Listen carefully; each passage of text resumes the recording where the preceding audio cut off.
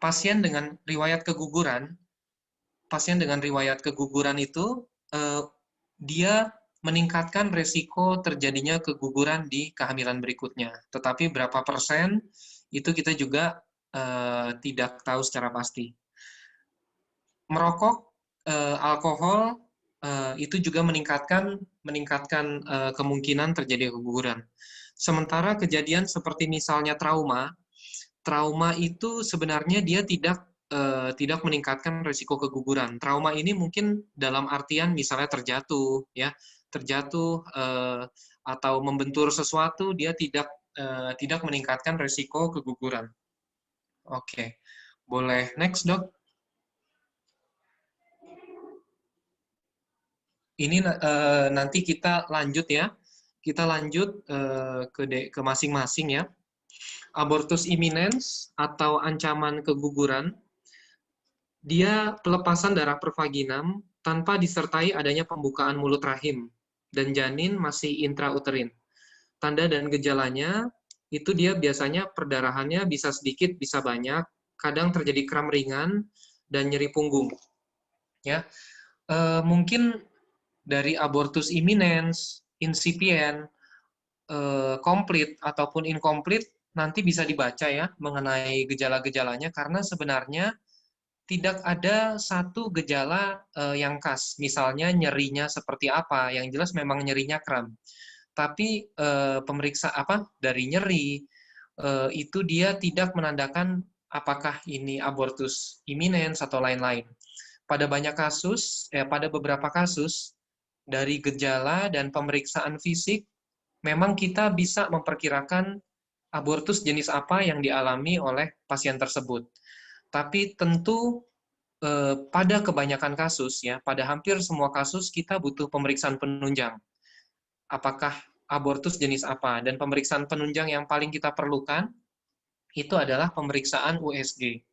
Pemeriksaan USG itu sangat-sangat diperlukan untuk menentukan jenis abortus apa yang kita alami. Oke. Sementara untuk abortus imminens, penanganannya adalah observasi dan limitasi kegiatan fisik. Ini penting juga saya tekankan di sini karena banyak miskonsepsi dari masyarakat umum ataupun tenaga medis bahwa kalau terjadi ancaman keguguran, tindakan yang harus dilakukan adalah pasien harus bed rest total. Sementara dari banyak penelitian, bed rest total atau tirah baring total itu dia tidak memberikan efek proteksi yang signifikan terhadap kejadian abortus imminens. Jadi edukasi yang penting untuk pasien ataupun keluarga adalah ibu silahkan istirahat di rumah, jangan aktivitas terlalu berat, tapi juga nggak perlu baring terus di tempat tidur. Ya, kalau nyeri dapat minum obat nyeri. Ya, obat nyeri yang aman untuk ibu hamil adalah paracetamol.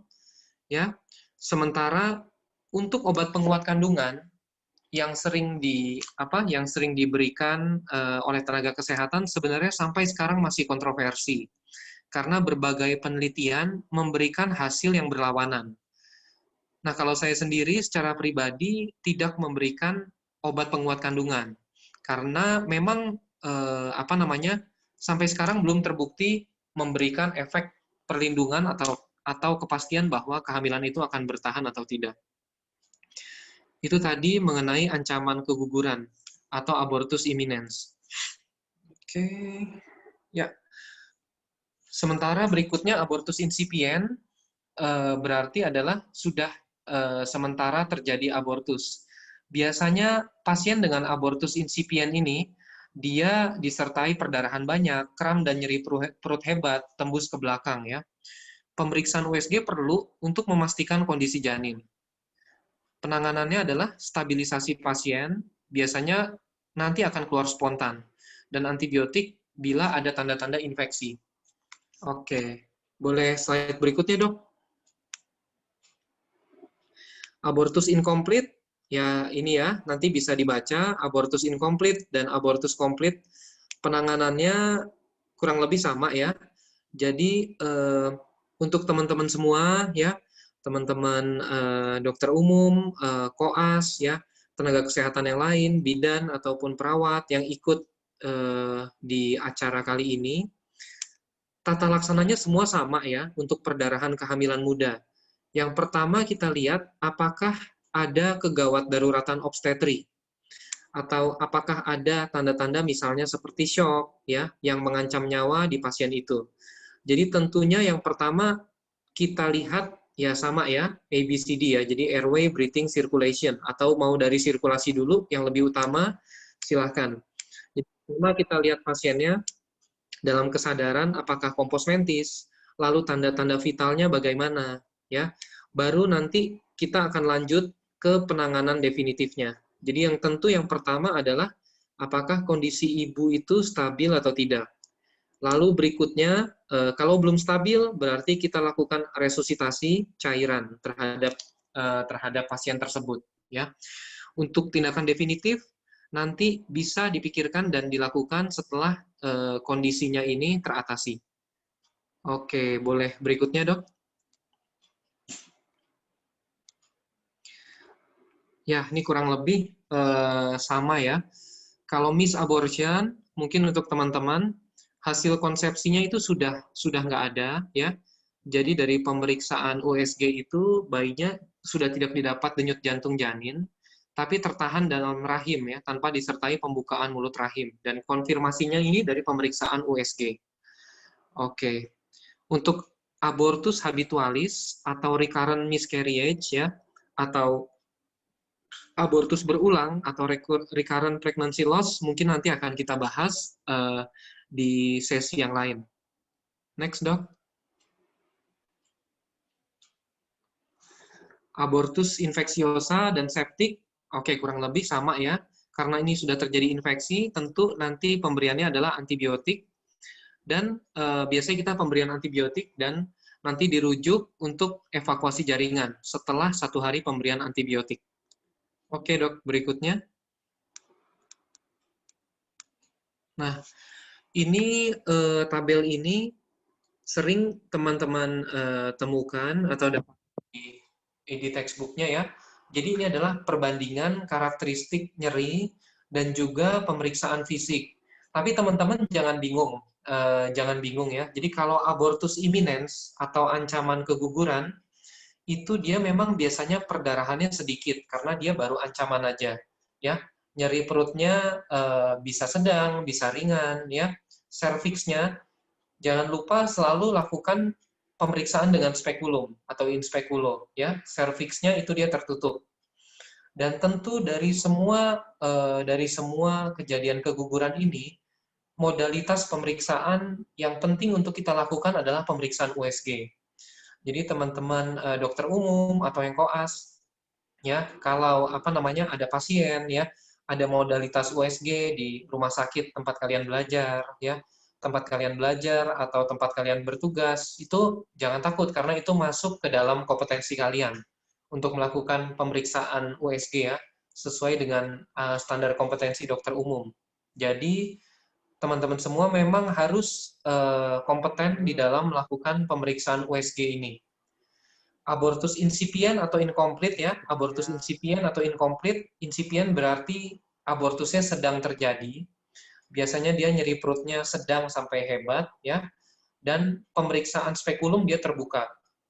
Abortus incomplete juga terbuka. Nah, kalau sudah komplit, biasanya itu dia mulut rahimnya bisa terbuka, bisa tertutup ya, dan keluhan nyerinya biasanya sudah hilang. Biasanya sudah hilang.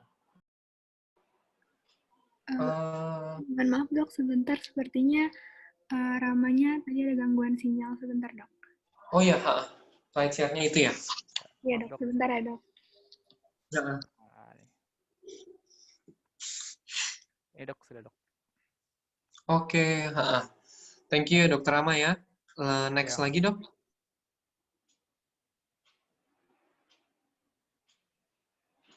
Nah ini yang kedua ya, kehamilan ektopik. Jadi sebenarnya tujuan utama dari kita saling sharing ya, perdarahan pada kehamilan muda adalah teman-teman harus bisa membuat diagnosis banding dari kondisi pada perdarahan kehamilan muda ini. Dan yang paling ingin kita hindari, ya, yang teman-teman harus bisa diagnosis, atau teman-teman harus memperkirakan ini kondisi apa, yaitu yang paling penting adalah kehamilan ektopik.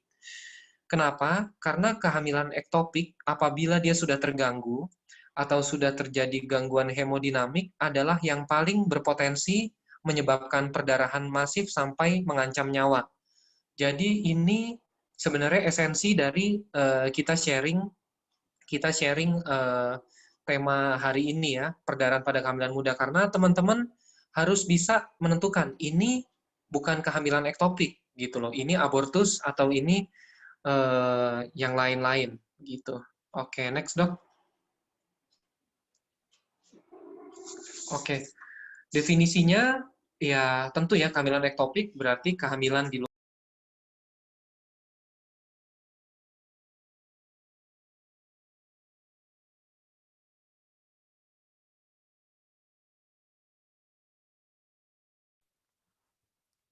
Maaf dokter, ke mute dokter.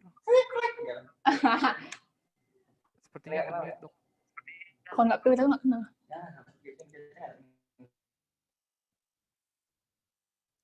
Sorry. Udah ya dok ya? Ya sudah dok.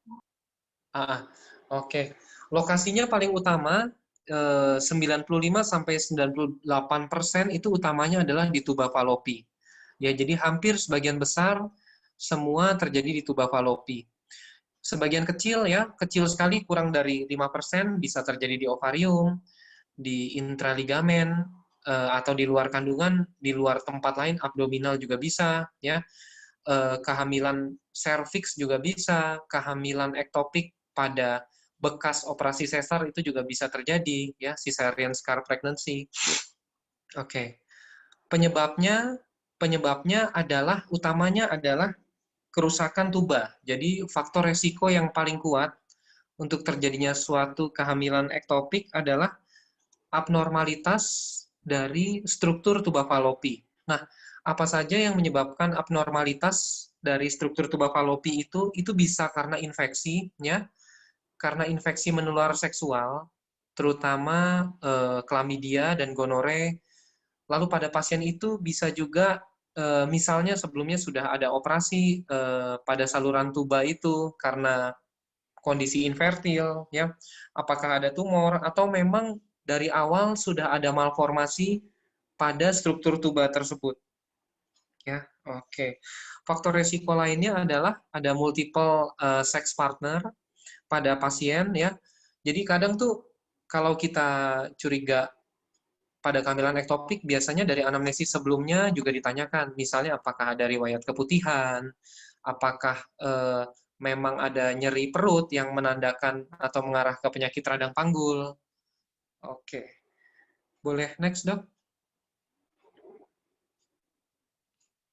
Boleh next slide, dok? Ya, oke. Diagnosisnya ya. Diagnosisnya tentu yang paling utama sekali lagi adalah dari pemeriksaan fisik, dari pemeriksaan penunjang, yaitu USG ya. Trias klasik ini sering kita dapati ya, jadi amenore, nyeri perut suprapubik, dan perdarahan per vaginam. Tapi memang dari yang sering saya alami, memang kehamilan ektopik itu kadang dia tidak memberikan gejala yang khas. Syukur kalau memang trias klasiknya atau tiga-tiganya ini ada. Jadi ada pasien juga yang dia yang nyeri perutnya nggak begitu hebat ya, nggak ada perdarahan per vaginam. Tapi setelah dilakukan pemeriksaan USG yang kita dapati dari anamnesis hanya pasien ini terlambat haid. Terlambat haid, baru dari pemeriksaan USG itu kita dapat bahwa kehamilannya tidak ada di dalam kandungan. Jadi sebenarnya untuk kehamilan ektopik ini, teman-teman harus ekstra hati-hati, karena memang gejalanya sebenarnya tidak selalu pada setiap kehamilan ektopik itu selalu muncul. Ya. Mungkin muncul semua, jadi misalnya ada perdarahan, ada nyeri perut hebat, ya. Itu biasanya muncul kalau sudah terjadi pecah atau sudah kehamilan ektopik terganggu. Tapi kalau masih kehamilan ektopik itu gejalanya bisa tidak khas. Nah, kalau sudah terganggu atau sudah ruptur, sudah pecah itu biasanya dari pemeriksaan fisik itu biasanya perut nyeri sekali. Pasien nyeri sekali, kadang bisa terjadi devans, lalu pada pemeriksaan spekulum kadang ada keluar darah sedikit ya atau fluxus sedikit. Sementara pada pemeriksaan dalam vagina itu makanya teman-teman kalau memang ada pasien ya, kalau pasien teman-teman bertugas ya atau sedang belajar, itu pada pasien KET itu teman-teman kalau dapat kesempatan lakukan pemeriksaan dalam, silakan lakukan ya karena itu penting sekali kalau teman-teman lakukan pemeriksaan dalam ya menyentuh porsionya digoyang sedikit itu akan kita sebutnya nyeri goyang porsio. Lalu kalau kita raba ke sampingnya terjadi nyeri goyang adnexa juga, nyeri goyang uterus ya. Untuk pemeriksaan penunjang tentu aja darah rutin ya. Dan jangan lupa pada semua perempuan usia reproduktif ya, apakah dia nona atau dia nyonya ya, tetap kita lakukan pemeriksaan tes kehamilan. Karena ya kehamilan ini bisa terjadi pada siapa aja tanpa memandang status ya, tanpa memandang status sudah menikah atau enggak. Jadi pasien yang datang dengan amenore, dengan perdarahan ya, ataupun mual muntah jangan pernah lupa bahwa salah satu diagnosis bandingnya adalah kondisi kehamilan. Jadi itu mutlak harus teman-teman lakukan. Jangan lupa ya. Pemeriksaan penunjang yang paling utama adalah USG. Dalam hal ini USG transvaginal. Kenapa USG transvaginal ya? Ini mungkin saya sampaikan ini memang bisa dilakukan pada kondisi ideal, di mana rumah sakit tersebut memang ada fasilitas USG transvaginal. Kenapa demikian? Karena kalau pada pemeriksaan USG transabdominal, biasanya bisa kita deteksi kantong kehamilan intrauterin pada usia kehamilan yang lebih lanjut, misalnya usia sekitar 5-6 minggu. Tapi pada USG transvaginal kita bisa diagnosis kehamilan, didapat kantong kehamilan di dinding rahim pada usia yang lebih cepat, biasanya 5 minggu. Nah, kalau pada USG itu kita bisa dapatkan, misalnya ada massa kompleks di luar dari uterus, ya, ada kantong kehamilan di luar dari uterus, itu kita sudah tegak diagnosisnya, bahwa diagnosisnya adalah dengan pemeriksaan USG. Nah, kalau pada kehamilan ektopik terganggu, di mana sudah terjadi pecah atau ruptur dari tuba, itu yang sering kita temukan dari pemeriksaan USG adalah tampak, nah kita lakukan ini ya, kita lakukan pemeriksaan USG fast ya. Jadi kita mau lihat USG di mana terkumpul cairan bebas. Jadi pertama kita lihat di kavum douglasii. Di kavum douglasii kalau tampak cairan bebas itu memang makin mengarah ke kejadian kehamilan ektopik terganggu. Kalau perdarahannya sudah masif sekali, cairan bebas itu bisa kita temukan di fasies splenorenalis atau fasies hepatorenal, ya, sampai ke hepar, ya, sampai ke perbatasan antara hepar dan ginjal kanan, atau sampai ke perbatasan spleen, limpa dan ginjal kiri. Kalau fuldosintesis, jujur ini sudah lama tidak kita lakukan lagi, ya, sudah lama tidak kita lakukan lagi, dan penanganan dari kehamilan ektopik terganggu itu bisa dengan operasi ya, operasi, bisa dengan laparoskopi atau laparotomi, semuanya ada plus minusnya. Oke, berikutnya dok.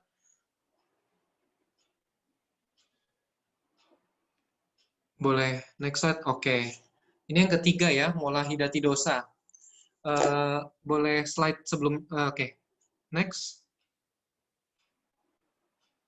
Nah ya, definisi dulu ya. Mola hidatidosa atau kita kenal sebagai hamil anggur, insidennya kecil sekali ya, insidennya jarang. Jadi biasanya biasanya juga tidak kita jarang kita temui, tapi mungkin saja ya, mungkin saja kita temui. Mola hidatidosa atau hamil anggur sebenarnya adalah satu dari spektrum penyakit yang mungkin tadi saya sudah sempat sebut di awal ya. Dia masuk ke dalam PTG atau penyakit trophoblas gestasional. Kenapa gestasional? Karena penyakit ini baru terjadi pada kondisi kehamilan.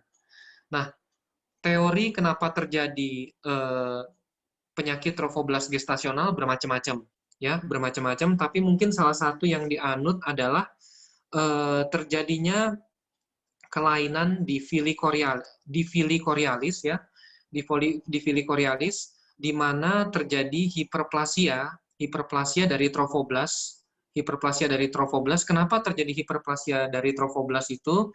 Salah satu sumber menyebutkan bahwa terjadi overekspresi dari gen yang paternal, ya. Definisinya adalah penyakit yang berasal dari kelainan pertumbuhan trofoblast plasenta atau calon plasenta dan disertai, nah ini yang utama ya, generasi kistik fili dan perubahan hidropik. Disertai generasi kistik fili dan perubahan hidropik. Oke, next dok. Nah ini gejala klinis. Tentu tadi seperti yang saya sebutkan, pasien perempuan usia reproduktif, misalnya dia datang dengan kondisi amenore atau tidak haid, atau perdarahan pada kehamilan, ya, tanpa memandang statusnya apakah sudah menikah atau belum, ya, nona atau nyonya, tetap kita lakukan pemeriksaan kehamilan, ya. Yang pertama yang harus kita eksklusi adalah pasien ini dalam kondisi hamil atau tidak, ya. Oke, PTG atau mola hidatidosa itu sebenarnya dia kan ada dua ya, mola yang total atau mola parsial.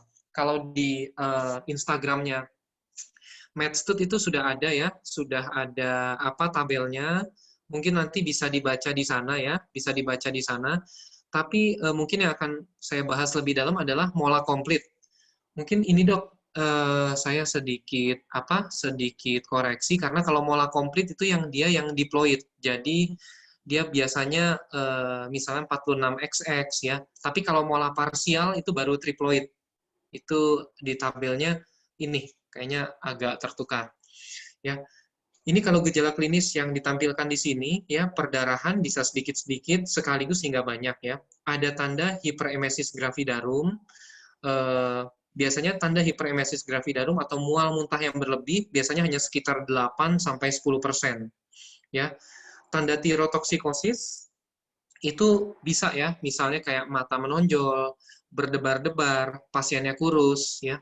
Kenapa pada pasien mola atau hamil anggur itu bisa terjadi tirotoksikosis? Ini sampai sekarang masih banyak hipotesisnya, tapi salah satunya adalah adanya kesamaan karakteristik antara hormon beta-HCG dengan hormon thyroid stimulating hormone.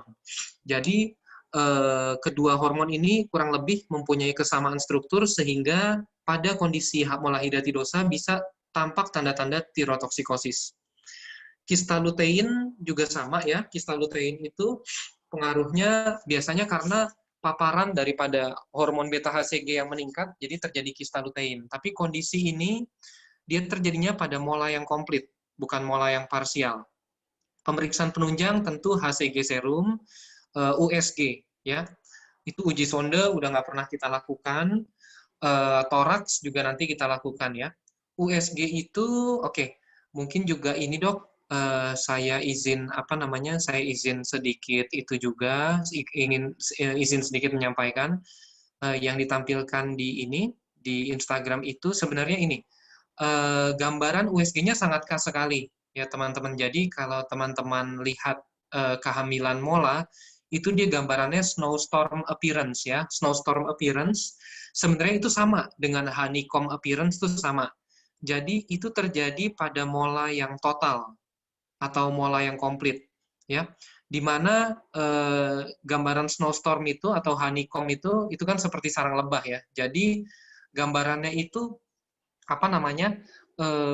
ada gambaran hiperechoic ya, hiperechoic pada jaringan lainnya, lalu gambaran anechoic itu yang lebih gelap, jadi seperti tampak-tampak lubang, itu sebenarnya sama snowstorm atau honeycomb appearance, dan itu munculnya hanya pada mola yang komplit. Sementara pada mola parsial, sebenarnya dok, mola parsial itu dia tidak ada gambaran USG yang khas.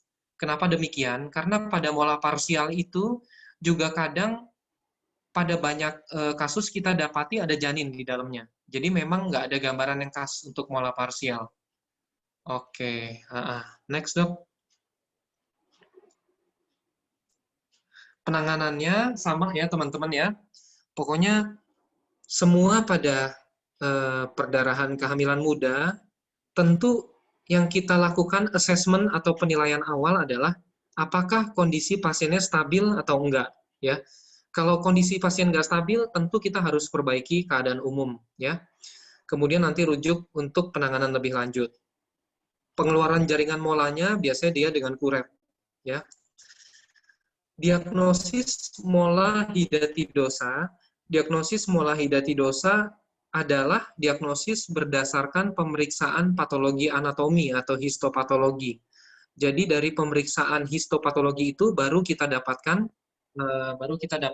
kondisi, baru kita dapatkan diagnosis mola hidatidosa. Ya, komplikasi bisa perdarahan hebat, anemia, shock, perforasi usus atau keganasan. Penanganannya sebenarnya dua ya. Pada pasien usia reproduksi, tentu kita lakukan kuret.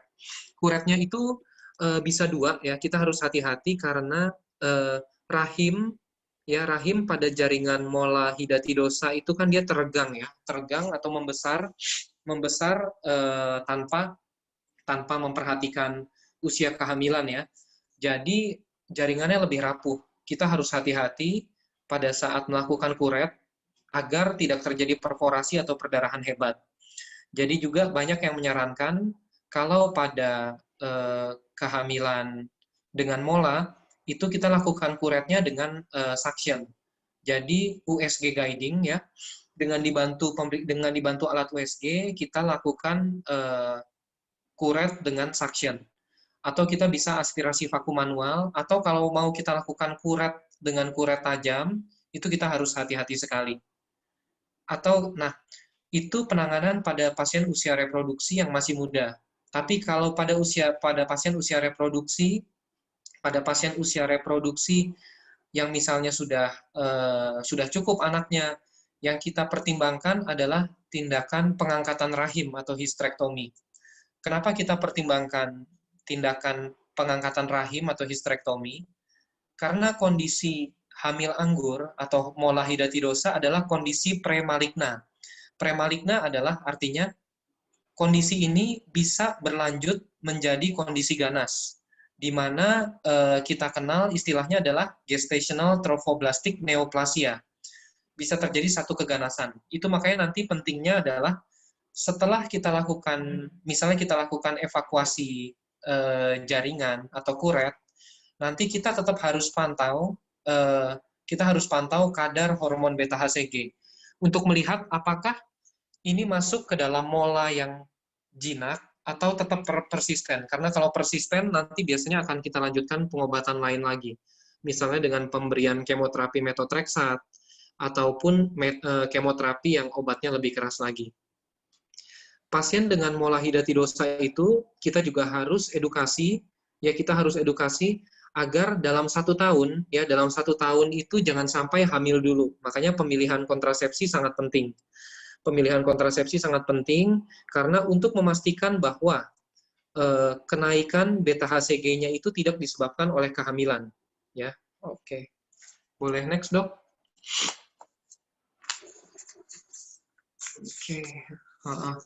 Oke, ini perbandingannya ya. Perbandingannya mungkin bisa bisa nanti dibaca. Berikutnya lagi. Slide berikutnya. Oke, terima kasih. Saya coba ini dok ya. Saya coba membuat review atau kesimpulan. Untuk perdarahan kehamilan muda, tentu kita sebagai tenaga kesehatan ya, dokter, koas, perawat ataupun bidan, ya kita harus bisa membuat diagnosis klinis. Kita harus bisa membuat diagnosis klinis dalam arti kita tahu usia gestasi atau usia kehamilannya berapa, ya usia kehamilannya berapa, lalu karakter perdarahannya seperti apa, apakah disertai nyeri yang ringan atau hebat, ya apakah nyerinya bagaimana. Lalu tentu kita harus tahu penyebabnya apa. Yang pertama, apakah ini keguguran atau abortus? Yang kedua, apakah ini kehamilan ektopik? Yang ketiga, apakah dia hamil anggur atau mola. Yang keempat, apakah memang ada kelainan dari struktur di organ genitalia perempuan ya, mulai dari serviksnya, mulai dari rahim, ya, mulai dari rahim ataupun tuba falopi. Dan yang kelima, ini sebenarnya diagnosis eksklusi atau diagnosis setelah kita tidak temukan penyebab lain, yaitu adalah tanda-tanda kehamilan normal atau tanda-tanda implantasi perdarahan implantasi. Oke. Jadi tadi mungkin yang saya saya coba sampaikan adalah teman-teman semua harus selalu hati-hati dan harus bisa mengeksklud bahwa kondisi ini bukan jangan sampai salah diagnosis, jangan sampai misdiagnosis. Sebenarnya kehamilan ektopik tapi terdiagnosis sebagai abortus. Karena ya itu ya, yang paling mau kita hindari itu. Kalau terjadi kehamilan ektopik, tentu apalagi kalau sudah terganggu, ya. Kalau sudah terganggu itu dalam praktek sehari-hari bisa HB-nya sudah 5, HB-nya 4, pernah dapat juga HB3, begitu. Jadi memang harus dilakukan tindakan segera. Oke. Mungkin itu Dokter Ramah yang bisa saya sampaikan. Oke, baik dokter. Mantap dokter. Ya. Singkat, padat, dan jelas. Kita langsung masuk ke sesi tanya jawab saja ya dok. Dan sesi tanya jawab sepertinya tidak bisa lama-lama karena mungkin dokter Alan sedang ada urusan lagi ya dok. Oke. Jadi untuk sesuai peraturan tadi yang ingin menggunakan fitur resen, silahkan untuk resen. Apakah ada yang resen? Itu ya. Coba ini saya coba lihat ya.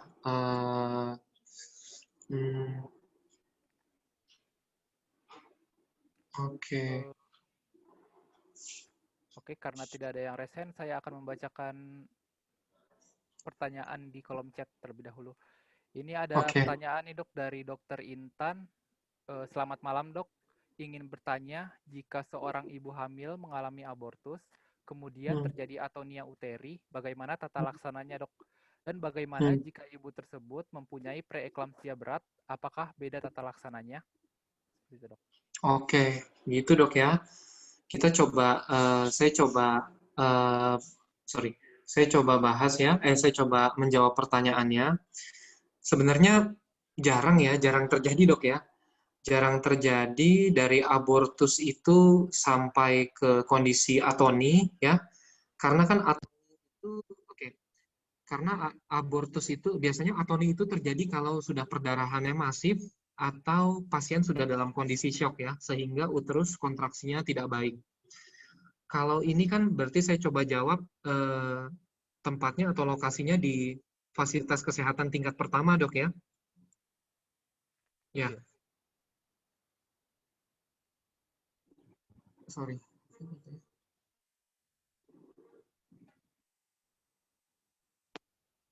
Oke. Fasilitas kesehatan tingkat pertama. Oke. Jadi tentu tata laksananya sama ya dok ya. Jadi yang pertama kita harus cegah adalah bukan yang harus kita cegah. Yang pertama tata laksana utama adalah untuk tata laksana shock. Karena kalau atoni berarti shock ya. Yang pertama adalah resusitasi cairan ya. ABC juga ya, kita bisa dari airway breathing circulation atau circulation airway breathing, nggak masalah ya. Jadi resusitasi prinsipnya adalah kita segera menggantikan kehilangan cairan itu yang terjadi dengan cairan yang ada. Idealnya adalah kita memakai jarum besar, kita pasang infus saja, kita pasang infus di 2 pergelangan tangan. Kenapa demikian? Karena agar kalau nanti sambil menunggu dirujuk ya, kita bisa segera resusitasi cairan.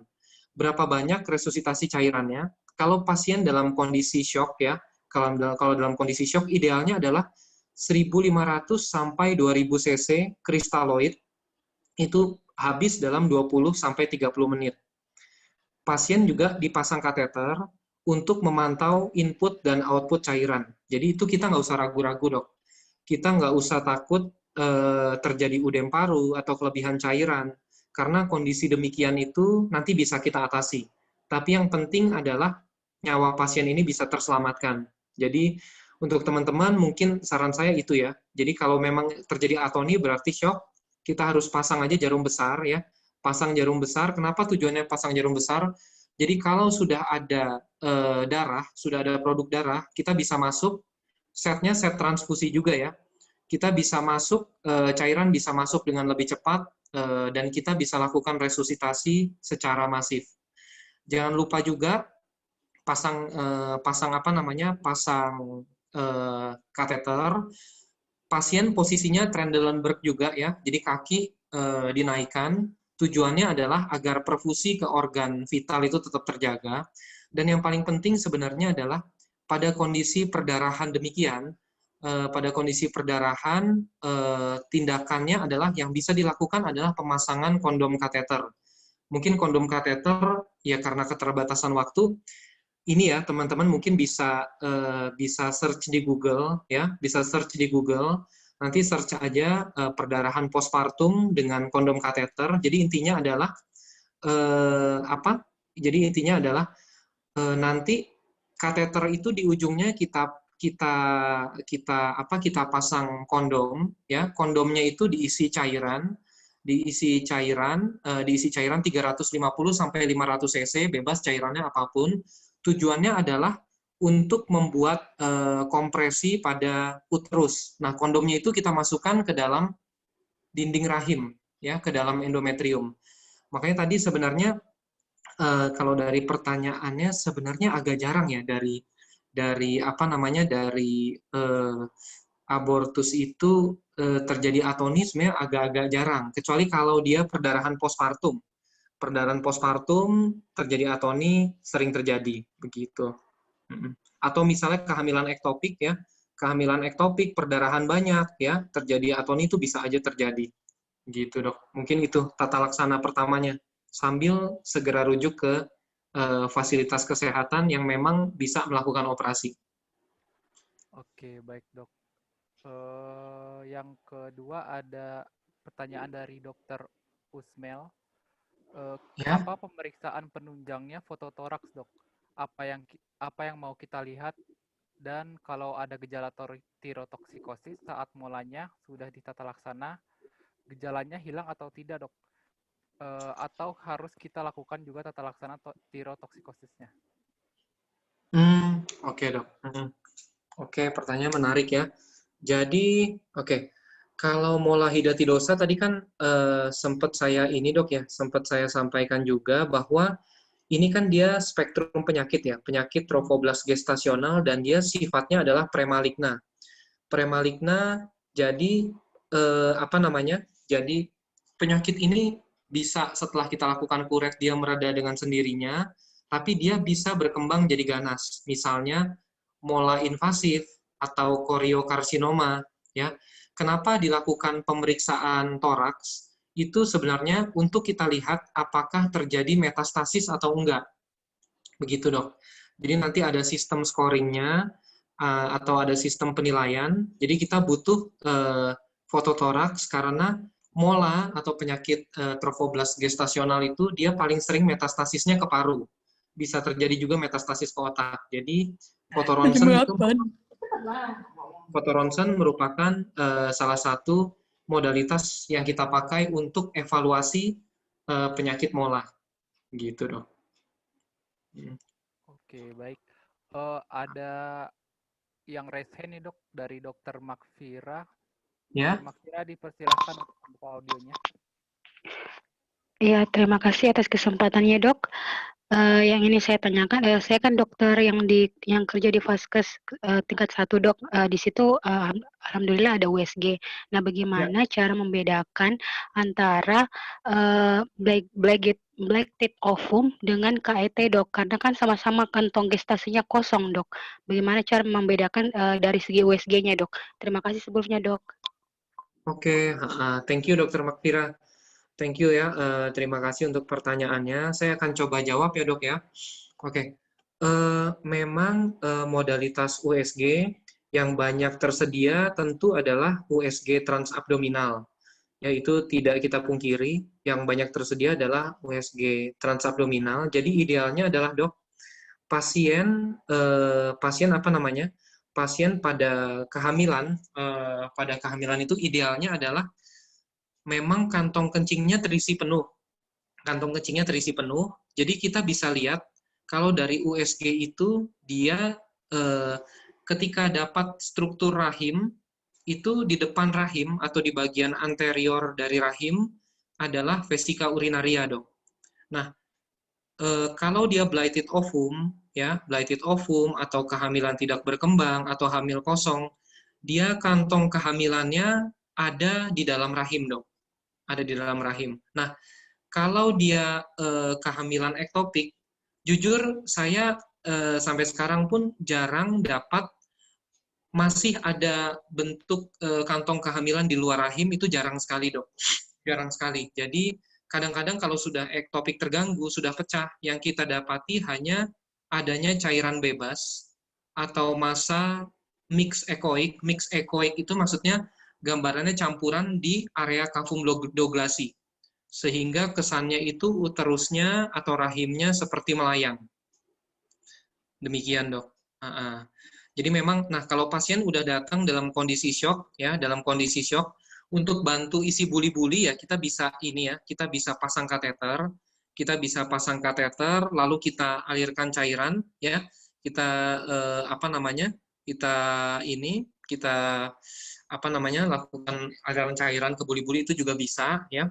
Tapi kalau enggak, itu jelas, dok. Kalau dia blighted ovum dia kantong kehamilannya ada di dalam rahim. Jadi yang pertama, pada USG trimester 1 adalah kita mau lihat apakah kehamilannya intrauterin atau ekstrauterin. Begitu, dok. Nah, kalau USG transabdominal memang paling cepat usia 5-6 minggu. Mungkin itu, dok. Oke, bagaimana Dokter Makfira? Ya, terima kasih atas jawabannya, dok. Ya. Oke, baik. Saya akan beralih ke kolom chat lagi. Ini ada dari Dokter Hadijah Hania. Selamat malam, dok. Ingin bertanya, bagaimana tanda-tanda untuk membedakan pre-shock dan shock pada ibu hamil? Tekanan darahnya berapa dan tata laksananya bagaimana? Terima kasih, dok. Oke, dok. Mungkin ini, dok, ya. Saya coba jawab karena kan sebenarnya sekarang kita sudah nggak ini ya, kita sudah tidak pakai lagi, dok, istilah pre-shock atau shock, ya. Shock itu macam-macam indikatornya, bisa dianggap reversible atau dianggap irreversible atau tidak bisa kembali. Nah, grading atau derajat shock yang bisa kita pakai meskipun tidak 100% akurat, nanti teman-teman bisa ketik juga ya, hemorrhagic shock ya, shock hemorragik berdasarkan ATLS, berdasarkan Advanced Trauma Life Support, kita bisa pakai jadi patokan meskipun tidak seluruhnya akurat. Yang ingin mungkin saya sampaikan di sini adalah pada saat pasien itu kehilangan cairan atau perdarahan, tanda-tanda vital yang pertama kali berubah adalah nadi dulu, ya. Jadi pertama adalah nadi dulu, di mana jantung akan berusaha mengkompensasi kekurangan cairan atau perdarahan dengan cara memompa lebih cepat. Jadi pertama nadinya berubah dulu, ya. Di mana kalau nadi normal sekitar 80, ya, nanti pelan-pelan naik ke 90, ya, naik ke 90, ke 100, ke 120, ya. Pertama yang berubah adalah nadi dulu. Jadi dibanding teman-teman lakukan pemeriksaan tensi, raba dulu nadinya. Kalau masih teraba kuat penuh, ya, masih teraba kuat penuh, ya, heart rate-nya masih 90-an, oke, segera resusitasi aja. Mungkin resusitasinya tadi ya, yang seperti saya bilang, kalau di fasilitas kesehatan tingkat pertama kan tentu banyak yang harus kita pertimbangkan ya, dok, ya. Misalnya ketersediaan cairan. Yang paling banyak tentu kristaloid dibanding koloid, ya. Selain itu harus mempertimbangkan juga rujukan, karena banyak juga teman-teman yang tugas di FKTP dan mau merujuk itu butuh waktu yang lumayan lama. Jadi kita harus segera itu tadi tindakannya nggak usah takut dok. Pokoknya pasang aja infus 2 line, ya, pasang aja infus 2 line, pasang kateter, posisi Trendelenburg, ya. Pokoknya itu. Mungkin nggak usah apa ya, nggak usah terlalu terpaku, misalnya pre-shock berapa atau shock berapa, enggak. Ya, kita ini aja, patokannya heart rate dulu, nanti dia nadinya, tekanan darah, dia baru akan mengikuti si heart rate itu. Jadi biasanya tekanan darahnya, dia nanti jadi akan lebih cepat, ya, ntar akan, tekanan darahnya, dia akan lebih menurun, tapi yang teman-teman harus perhatikan di awal, itu heart rate-nya dulu. Begitu. Jadi, saya kalau saya pribadi nggak mau terpaku pre-shock berapa, shock berapa, enggak, jangan nanti pasiennya keburu meninggal duluan. Pokoknya langsung aja resusitasi dulu. Ya. Oke, baik. Mungkin pertanyaan terakhir boleh, dok? Boleh, nggak apa-apa. Kita perpanjang 5 menit lagi, nggak apa-apa, dok. Sampai 8.10 bisa, dok. Oh ya, oke. Terima kasih, dok. Ini dari Dr. Eprilia Tan. Selamat malam, dokter. Saya izin bertanya, untuk penanganan abortus dan mola, bagaimana kita mengetahui kapan kuretasenya selesai dilakukan? Terima kasih, dokter. Oke, dok. Thank you, dok. Saya coba jawab ya. Oh ya, tadi saya lupa sampaikan ya. Kalau pada kondisi abortus ya, sebenarnya ada 3 pilihan pengobatan, dok. Ada 3 pilihan pengobatan. Yang pertama, observasi. Observasi atau watchful waiting ya. Karena apa? Kebanyakan hasil konsepsi itu dia akan keluar sendirinya di dalam jangka waktu 2-4 minggu. Ya, jadi biasanya dia akan keluar sendiri atau bisa diserap sendiri. Yang kedua adalah dengan pengobatan obat-obatan. Yang bisa kita pakai adalah misoprostol. Ya, biasanya kita pakai misoprostol, nanti diharapkan terjadi kontraksi uterus, sehingga hasil konsepsinya akan keluar. Dan yang ketiga adalah dengan tindakan dilatasi dan kuretase. Dilatasi dan kuretase ya, untuk dilatasi atau pelebaran serviks itu macam-macam ya, dok ya. Bisa dengan drips oksitosin, bisa dengan penggunaan misoprostol, bisa dengan pemasangan laminaria. Nah, untuk kuretasenya juga bisa juga dengan aspirasi vakum manual ya, atau AVM, atau kita bisa lakukan dengan suction atau kuret tajam. Sebenarnya dari 3 opsi pengobatan itu dia memberikan outcome yang sama. Outcome yang sama dalam arti tergantung pasien. Jadi kalau pasien dia tergantung kondisi pasien ya. Kalau memang kondisinya banyak berdarah atau apa ya, memang kita harus lakukan tindakan kuretase. Kalau misalnya dia abortus septik, abortus infeksiosa, tentu setelah pemberian antibiotik 1 kali 24 jam kita harus bersihkan juga ya.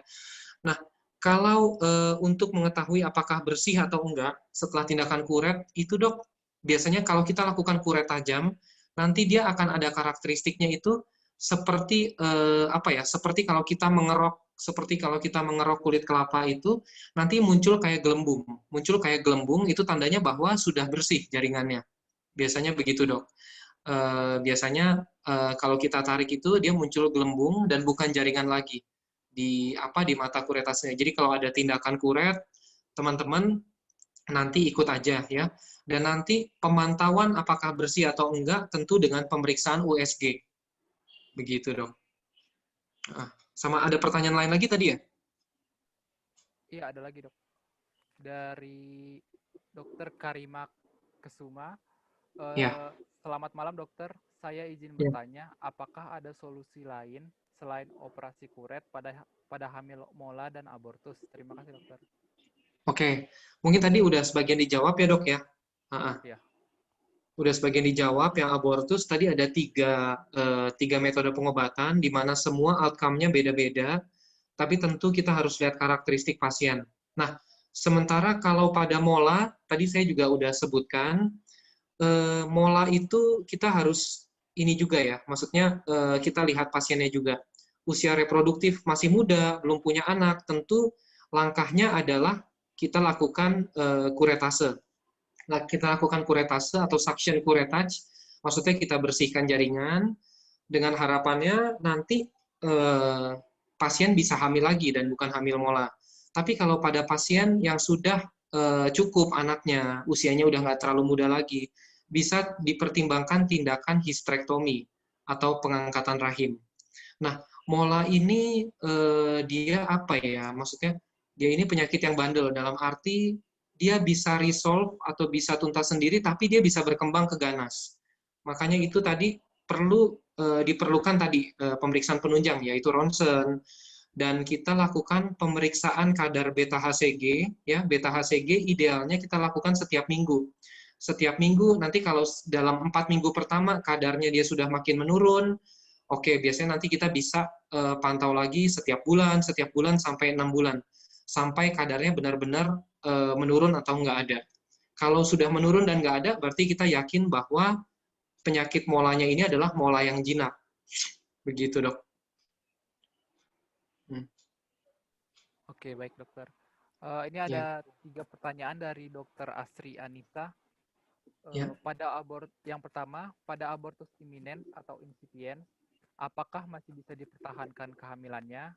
Yang kedua, pada abortus apakah penyebabnya ada faktor dari suami pasien pada kelainan kromosom? Yang ketiga, pada ibu dengan riwayat kehamilan ektopik, pada ibu dengan riwayat kehamilan ektopik yang mana yang beresiko kehamilan ektopik di kehamilan berikutnya? Apakah ada tindakan preventif ataupun deteksi dini yang dilakukan? Oke, Dok, boleh diulang, Dok, yang pertanyaan keduanya? Yang kedua itu, pada abortus apakah penyebabnya pada abortus apakah yang penyebabnya ada faktor dari suami pasien pada kelainan kromosom, Dok? Oh, oke. Ya, oke, Dok, coba jawab ya. Jadi, yang pertanyaan pertama, abortus iminens dan insipient. Ya, tentu kalau insipient itu berarti kegugurannya itu sedang terjadi. Jadi tentu kita tidak bisa pertahankan, Dok. Nah, kalau threatened abortion atau abortus iminens atau ancaman keguguran, ya, bagaimana cara mempertahankannya? Jadi edukasinya ke pasien adalah limitasi, mungkin tadi yang seperti saya sebutkan, limitasi atau pembatasan aktivitas fisik, tapi pasien itu tidak perlu bed rest total. Karena bed rest total atau tirah baring total itu tidak mempengaruhi hasil luaran terhadap abortus. Pasien juga cenderung lebih stres, ya, karena nggak bisa mobilisasi atau nggak bisa beraktivitas sama sekali. Jadi, edukasi yang diberikan adalah ibu silakan istirahat di rumah, ya, tapi nggak perlu berbaring total. Kalau mau nonton, ya, mau baca buku, mau lakukan tindakan seperti biasa, silakan, ya, silakan. Dan biasanya obat yang kita berikan biasanya sih hanya cukup asam folat. Penguat kandungan sebenarnya dari berbagai literatur ataupun dari studi dengan tingkat kepercayaan yang tinggi pun hasilnya masih bertentangan. Jadi ada yang mengatakan bisa, tapi ada yang mengatakan juga hasilnya sebenarnya tidak berpengaruh. Jadi mungkin itu edukasinya. Apakah dia bertahan atau tidak, tergantung dari si janinnya tersebut. Begitu, Dok. Lalu yang kedua, tadi, Dok, sorry, apa, Dok, pertanyaannya tadi? Abortus itu? Yang kedua, pertanyaannya? Yang kedua, pada abortus apakah yang penyebabnya ada dari faktor dari suami pasien pada kelainan kromosom? Oke, enggak ya. Oke. Sebenarnya gini, Dok. Sebenarnya kalau abortus itu apa namanya? Oke. Sorry. Ya, jadi kalau pada abortus itu memang gini, dia banyak sekali faktor. Jadi kita nggak bisa tentukan, oh ini salah bapaknya atau salah ibunya. Nggak bisa, ya. Bahkan pada kejadian recurrent miscarriage atau keguguran berulang pun, kita nggak bisa sebutkan dengan pasti siapa yang menyebabkan abortus ini. Enggak, ya. Jadi, edukasinya adalah tentu pada pasien abortus yang ideal adalah sulit ditentukan atau kita tidak bisa menentukan apakah penyebab yang menyebabkan abortus ini. Karena pada banyak kejadian satu atau lebih penyebab itu dapat ditemukan, Dok, yang menyebabkan kondisi abortus ini, ya. Tentu 50-60% adalah abnormalitas kromosom, ya, atau bawaan dari genetik si bakal janinnya itu yang nggak berkembang dengan baik. faktor infeksi itu hanya sekitar 10%, ya, hanya sekitar 10-15%. Jadi kalau pada suami kita nggak bisa bilang demikian. Oke. Yang ketiga tadi apa, Dok? Sorry, Dok. Yang ketiga, pada ibu dengan riwayat kehamilan ektopik, yang mana beresiko kehamilan ektopik, di kehamilan berikutnya, apakah ada tindakan preventif ataupun deteksi dini yang dilakukan? Oke. Kalau pada kehamilan berikutnya, kita nggak bisa tentukan, Dok. Kita nggak bisa tentukan, karena kan ini tindakannya sama ya. Jadi, tindakan, tadi saya sempat lupa ya, tindakan operasinya, kan ektopik harus kita bedakan, apakah dia ini ektopik yang terganggu atau tidak. Kalau ektopik yang tidak terganggu, itu kita bisa pertimbangkan pemberian metotrexat. Ya, metotrexat itu sebenarnya adalah antagonis dari asam folat. Jadi dia tujuannya adalah mencegah pertumbuhan atau perkembangan si janin itu yang tumbuh di luar kandungan. Itu kita dengan pemberian injeksi metotrexat, ya. Dengan metotrexat itu dia bisa resolve sendiri. Lalu kalau dari tindakan operasi, apakah ada yang lebih baik, ya? Apakah laparoskopi dengan laparotomi sama-sama, ya, hasilnya ada plus minusnya. Lalu tindakan operasinya kan bisa salpingektomi. Salpingektomi berarti tandanya adalah salpingnya atau tubanya kita angkat semua, atau salpingostomi. Salpingostomi itu adalah tindakannya kita buat lubang atau irisan pada tuba, lalu kita keluarkan hasil konsepsinya. Nah, setelah kita keluarkan, perdarahan yang ada di tuba itu kita kontrol, dan luka lubang bekas kita mengeluarkan hasil konsepsi itu nggak kita jahit. Jadi hanya kita kontrol perdarahan, nanti dia akan menutup sendirinya berdasarkan proses penyembuhan secara sekunder. Nah, setelah itu diteliti apakah lebih baik salpingektomi atau salpingostomi, dua-duanya sama. Jadi untuk angka fertilitas atau kehamilan berikutnya tetap sama, ya, nggak ada perubahan yang berarti. Jadi kalau ditanya apakah ada perbedaannya dan apakah kemungkinan berulangnya, kita nggak bisa tentukan, Dok. Kita nggak bisa tentukan karena kondisi tiap pasien beda-beda. Yang mungkin bisa saya sampaikan di sini adalah faktor resiko yang paling kuat untuk terjadinya kehamilan ektopik, ya, atau berulangnya, ya, tentu itu abnormalitas tuba. Kita harus lihat apakah tubanya memang sudah rusak sekali, ya, karena misalnya infeksi chlamydia atau infeksi gonore, sudah ada peradangan tuba juga di sisi sebelahnya, ya. Ada riwayat. Nah, riwayat kehamilan ektopik itu juga merupakan faktor kuat terjadinya kehamilan ektopik berikutnya. Karena itu, kalau saya pada pasien yang dengan kehamilan ektopik, misalnya belum hamil, ya, karena ini kan berarti ada faktor tuba, ya, bagus ya kita lakukan pemeriksaan, misalnya pemeriksaan HSG. HSG itu pemeriksaan ronsen untuk kita lihat apakah ada sumbatan, ya, apakah ada sumbatan di tuba. Kalau memang kedua tubanya bermasalah, ya, misalnya nggak jarang kita jumpai itu, ya, jadi sebelumnya ektopik di kiri, setelah dioperasi tiba-tiba ektopik di kanan. Berarti jalan satu-satunya untuk memperoleh kehamilan adalah dengan bayi tabung. Itu kalau dengan catatan kedua tubanya itu bermasalah. Begitu, Dok. Oke, baik. Terima kasih, Dok. Ini sepertinya waktunya